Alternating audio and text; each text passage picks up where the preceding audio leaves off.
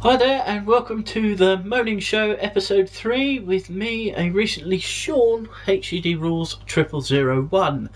And I'm glad I've increased my YouTube upload limit from 15 minutes because I think I'm going to have quite a bit to moan about in this edition, which is going to be all about reality television and television in general.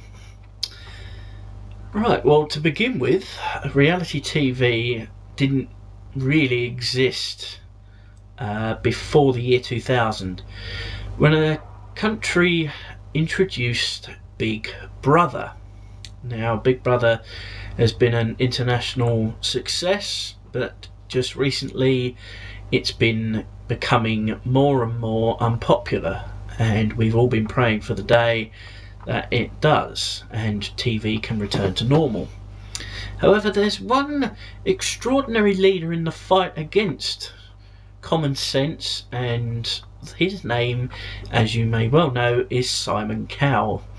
Simon Cowell, granted, he's a record producer, but he's also the killer of all things that are looked upon as so-called boring television. There's a heck of a lot of new-fangled shows that are appearing on the TV. Because of him, we don't get to see as many period dramas or as many quiz shows or comedy programs.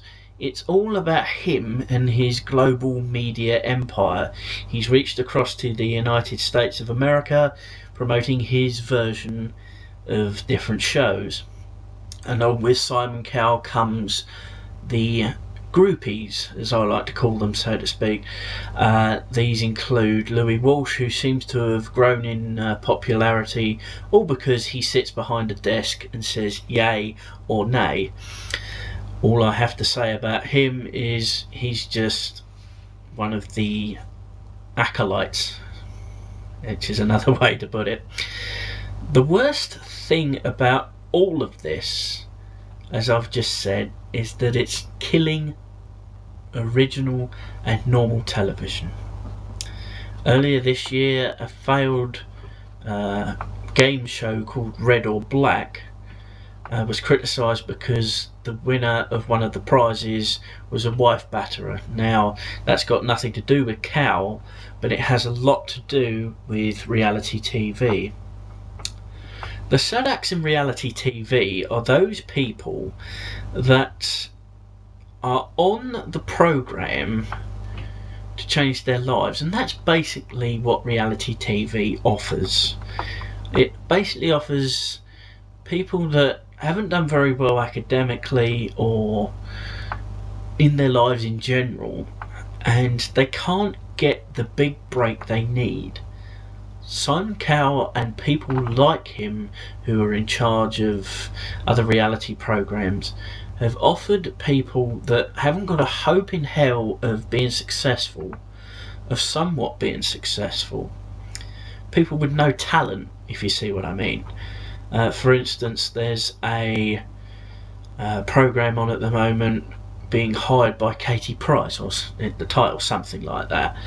And Katie Price is one of those examples of, if you don't look good, then you're basically out of the, say, 10 or 20% of people that are covered by the media these days. And we'll get onto that a bit later on. One of the worst things about these programs is that 90% of them, people who are watching them, are encouraged to vote and phone in to see who will be eliminated from the show.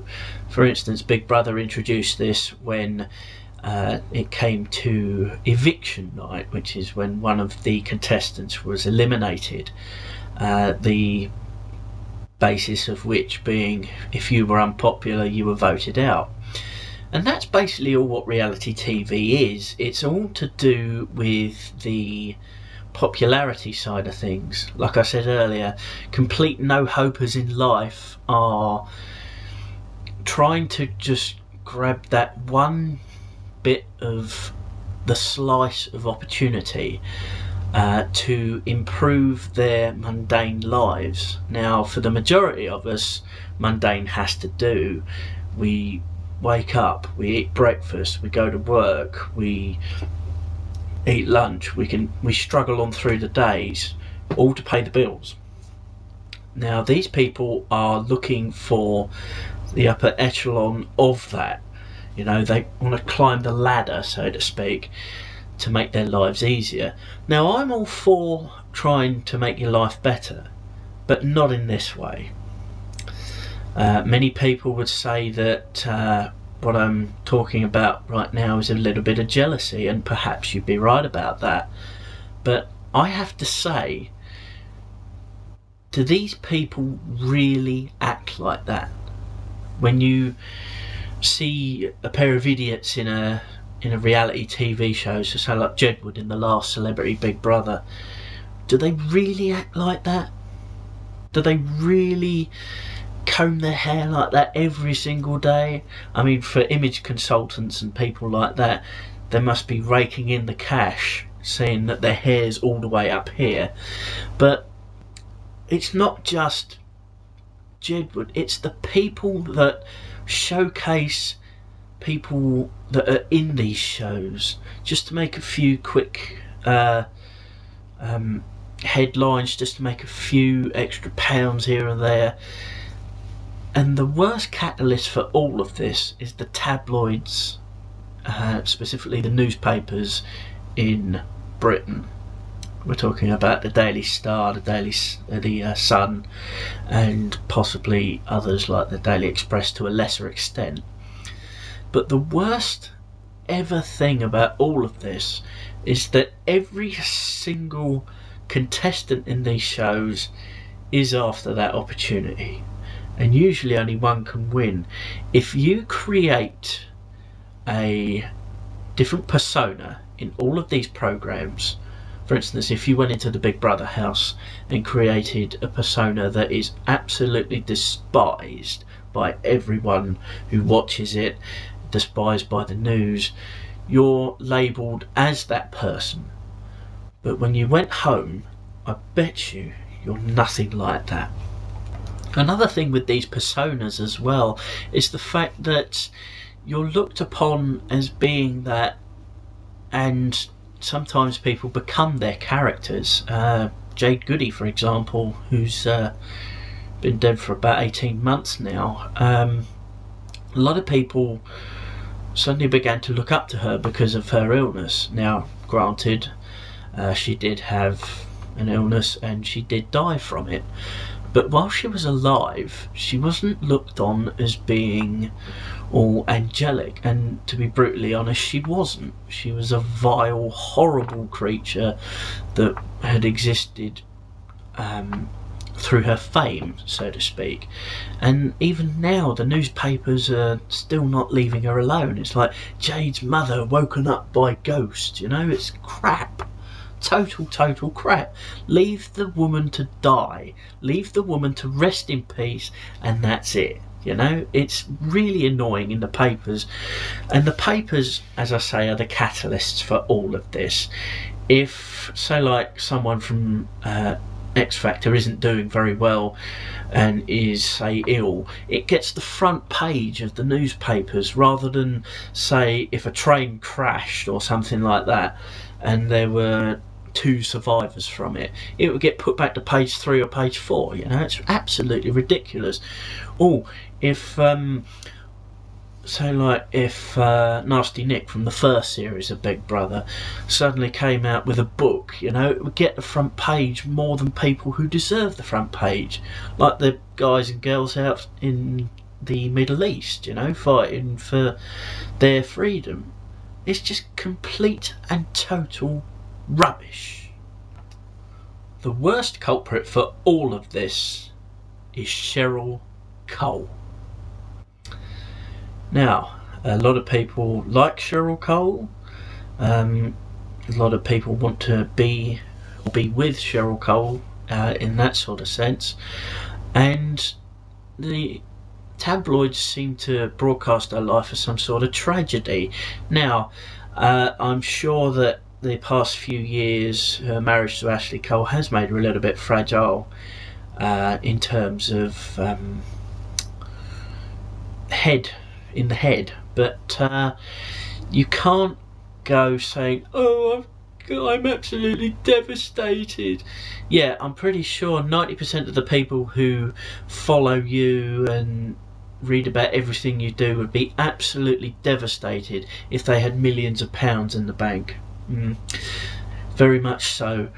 But it's everything about her. If she wasn't found in another reality programme, Pop Stars The Rivals, back in the early 2000s, she would just be another checkout girl in Newcastle. I have no doubts about that whatsoever. But she isn't. She is in the news more or less every other day. It's like, Cheryl and Ashley, are they broken up or not? Now, apart from the, say, 10-15% of the people who read these magazines and actually care about it, we don't care. Are they broken up? Who gives a shit? I sure don't. Do you affect me? No. Do your tears that run down your face affect me in any way? Do they affect my family in any way? No, they don't. Tell us some news. We do want to know. Please. Because it's absolutely pathetic watching her life unfold in front of cameras and in front of the newscasters, saying, oh, Cheryl Cole's worn a dress, it's done by that. Who the hell bloody cares? I am absolutely sick and tired about news about Cheryl Cole, Katie Price and anybody else that has to live in front of the cameras in any form whatsoever. This is the Moaning Show, and this is exactly what this programme is about. But that's not what all reality TV is all about. In my opinion, reality TV extends into the sort of like daytime TV genre. Because for the last, say, 10 years or so, we've had nothing but antiques programs, property development programs, and people, you know, just looking for another way to basically get on the TV. It's pathetic in a way because it's on every single morning. I'm talking about shows like Homes Under the Hammer and A Place in the Sun. Not to mention location.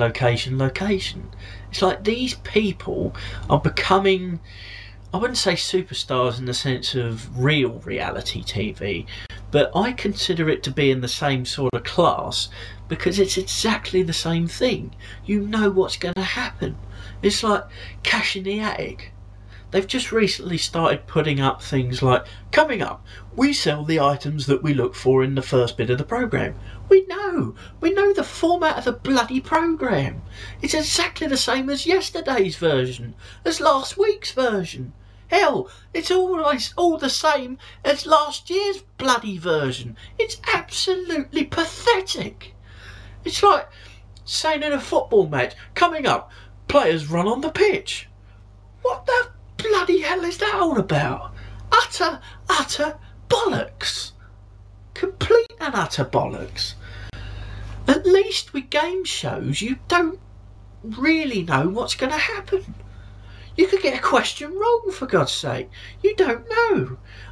Are the contestants that get through to the final round going to win the big prize? That was one of the best bits about Bullseye. It was like, oh, let's see what you would have won. And you found out. But now, it's... Oh, I am sick and tired of TV. And the reason I play a lot of video games, as you see in episode 2 of the Moaning Show previously, is the fact that telly is shit. And, you know, I've moaned about Simon Cowell and the X Factor. He's doing his thing, he's raking in the money, and, you know, you can't blame him for that. He's probably sitting in his black chair at home going, yes, more cash, yes. And I don't blame him. I blame the sheep that watch these programs. I blame the contestants that are in the early rounds of these programs to try and, you know, make an easy life for themselves, and when they get booted out by the judges on these god awful programs, they start to moan and complain about how they're not going to be the next big thing. You know, there are genuine cases of, you know, I wouldn't say superstar finds. I mean, Anna Lewis springs to mind. She can actually sing. She's got a heck of a voice. But even then, she had to go this same route. But it's not just X Factor at ITV Simon Cowell. The BBC have realised that the only way they can combat the X Factor is by putting their own reality programme on. Strictly Come Dancing. Now, it was brought back in the early 2000s, and, you know, its popularity continues to grow. And, you know, to be brutally honest, I don't know why. And then I think it's all to do with the judges, to be honest. Simon Cowell began all of the evil judge rubbish, so to speak, because he realised that bad publicity is good publicity. And, you know, that's why these guys are hired to go, oh God, that was awful, darling, you don't want to do that. And it's like, these guys have been made celebrities by the sick society that watches them. And it's you who I'm talking to. Yes, you may be watching me just as a afterthought, but it's you. It's your bloody fault that this crap is on. Once you tune off, once you turn that dial, once you press that button, then everything should go back to normal. Will it ever happen? Yes, it will do. But it's going to take a bloody long time before these people get it into their thick heads that all they're doing is filling these people's coffers with coppers and pennies and pounds and millions of pounds, things like that. And once we realise that these programs are dumbing us down, then maybe something could be done about it. But until then, we're just going to get, oh, did you see what happened in Strictly the other day? Or, God, you see such and such on X Factor, wasn't he brilliant? No, he wasn't. This is HCD Rules 0001. This is the end of The Moaning Show, episode 3.